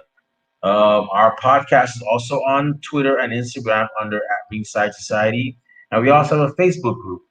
If you guessed it as Ringside Society, you guessed it correctly. But we don't have anything to give away right now. But our summer giveaway is coming soon. We're also on Twitter. Well, no, we're also on Twitch under Ringside Society 2019, and we also have a Teespring store. Yes, selling merch. We've been selling merch, and just check out our Teespring stores under Ringside Society. Cop a shirt, cop a coffee mug, cop a face mask if you fancy like that. All proceeds from those sales go back into keeping our show up and running. It doesn't go into our pockets. I'm still eating hamburger helper helper. So yeah, that just goes show what it is. But we're also on YouTube, our YouTube page. We have a lot of great interviews like this going on. A lot more great interviews coming soon. We have past interviews from the past that are really impressive. Like interview with Anakin Rosa. That was his first ever interview. Soraya Knight, who wow, I'll never forget that episode. That was something. And many other great interviews as well. So definitely go ahead and subscribe to us on YouTube. And with that being said, we just want to thank everybody that tuned in tonight live. We really truly do appreciate it. To those of you that are going to listen to us later on via our YouTube, Twitch, or Facebook group, thank you very much in advance. And to those of you that hate us, can't stand us, really and truly wish we would just go away, well, we're sorry you feel like that, but we're not going anywhere for a while. They hate us because they ain't us. And we ain't stopping. So with that being said, we here at Ringside Society are very well aware that everybody and their grandparents and their parents have a podcast. But we're not your grandparents' podcast. We're not your parents' podcast. As a matter of fact, we're not just any podcast. Hashtag we are not the same. Rob Bass, Kathy Knight, one time for the mind, one time for the people, one time for the wrestling culture, and one time for TCBTX. Melanie, who is doing great things as a production manager, making sure things are going smoothly at every Mission Pro Wrestling show. What type of podcast are we? All right. 3, 2, 1. We're the Wrestling Fans Podcast. Yes, we're the Wrestling Fans Podcast. If you heard it laying that, that's because Rob and Kathy are in 2 different time zones. But hey, we still got our message across. So with that being said, we will be back this Friday with another impressive episode. But until then, we're still going through a pandemic. Mr. COVID has not left yet. So stay safe, stay healthy, be excellent to each other, and party on, dudes. We out. Peace. See y'all. Good night. Stay classy, Delaware. Bye.